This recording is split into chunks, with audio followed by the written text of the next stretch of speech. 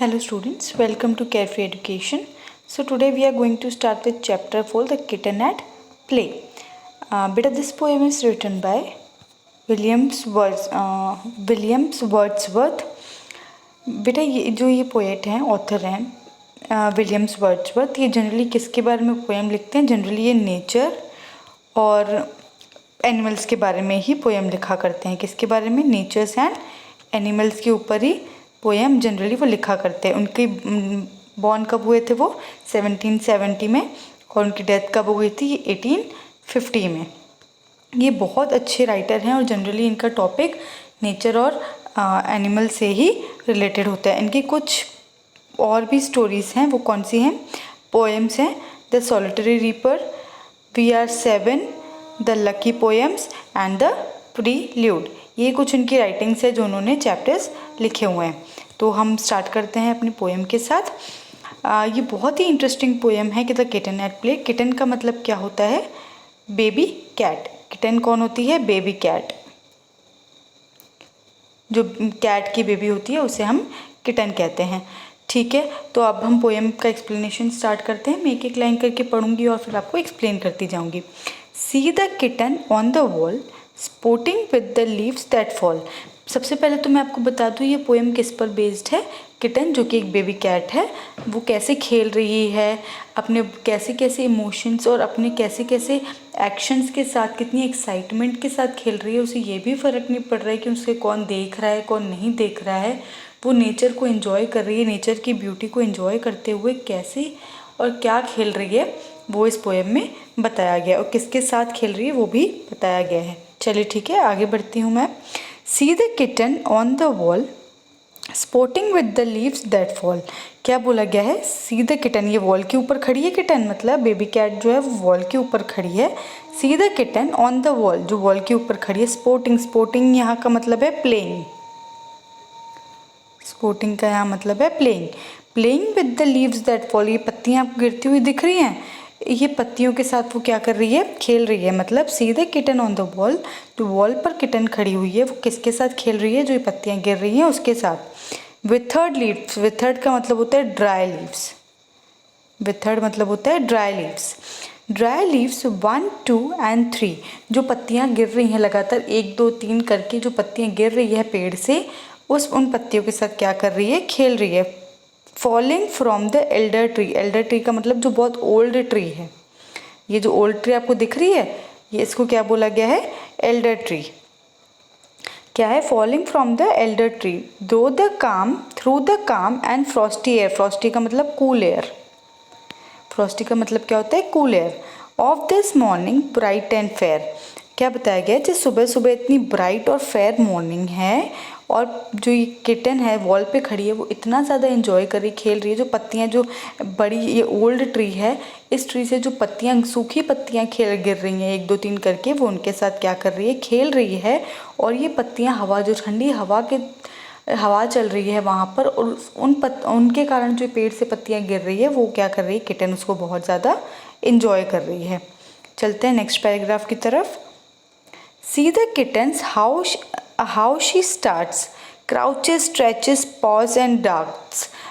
इसका मतलब क्या होता है कि देखो किटन कैसे स्टार्ट कर रही है.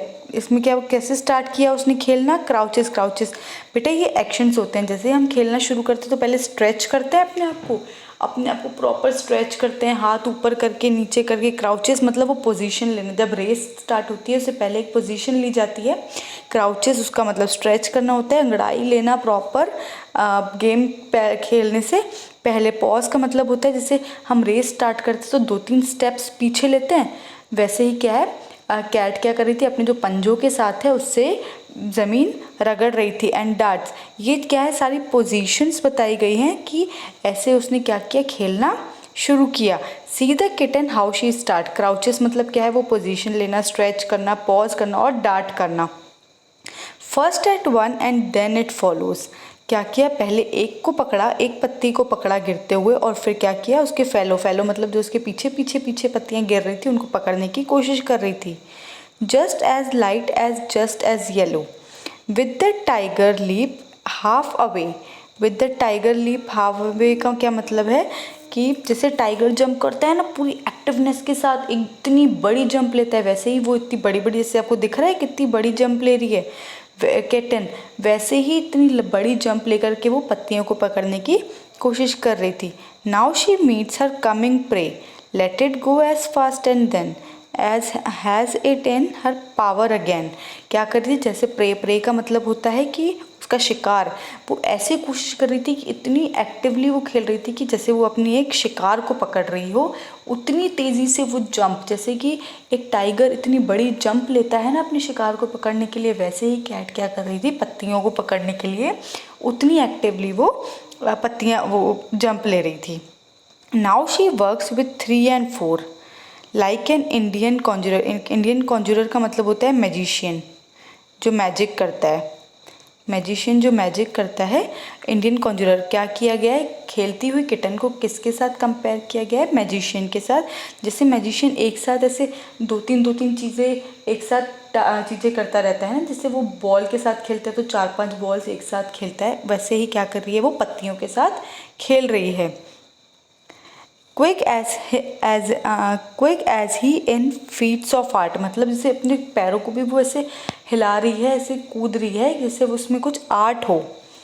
Far beyond in joy of heart, मतलब वो इतनी खुश है और ये खेलते हुए इतनी ज़्यादा खुश है वो कि उसकी एक्टिवनेस, और ये yet were gazing 1000 there, yet were gazing 1000 मतलब उसको इतने लोग देख रहे हैं, उसको कोई फ़र्क नहीं पड़ रहा है कि मुझे कौन देख रहा है कौन नहीं देख रहा है, वो कंटिन्यू क्या है अपने खेलने में बिजी है, वो इतनी एक्टिवली इतनी खुश होकर खेल रही है कि उसको किसी का फ़र्क नहीं पड़ रहा है उसको कौन देख रहा है नहीं देख रहा है।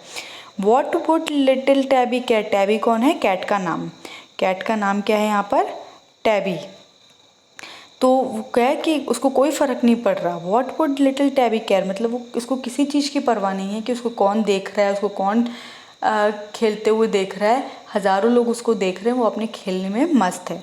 तो ये पोएम क्या बता रही है हमें कि वो लिटिल कैट है जो अपने खेलने में बहुत ज़्यादा मस्त है, उसको बहुत मज़ा कर रहा है, बहुत इन्जॉय कर रही है। उसको अलग अलग चीज़ों के साथ कंपेयर किया गया है। सबसे पहले तो उसने स्टार्ट कैसे किया, प्रॉपर स्ट्रेच किया, क्राउच किया, पॉ किया, डार्ट किया, और उसके बाद उसको किसके साथ, प्रे, ऐसे वो जंप करी कि लॉयन जैसे, टाइगर जैसे प्रे मतलब अपने शिकार को पकड़ता है, वैसे ही वो उतनी एक्टिवली पत्तियों को पकड़ रही है। उसके बाद उसको एक मैजिशियन के साथ कंपेयर किया गया कि जैसे मैजिशियन एक साथ 4-5 बॉल्स के साथ खेलता है, वैसे वो 4-5 पत्तियों के साथ खेल रही है और अपने पैरों को भी इस तरह से हिला रही है जैसे कि वो बहुत बड़ी आर्टिस्ट हो, और उसको कोई भी फ़र्क नहीं पड़ रहा है कि उसको इतने सारे लोग कंटिन्यू देख रहे हैं। होप आपको ये पोएम समझ आ गई होगी। कोई भी डाउट हो do right in comment session. Thank you for watching.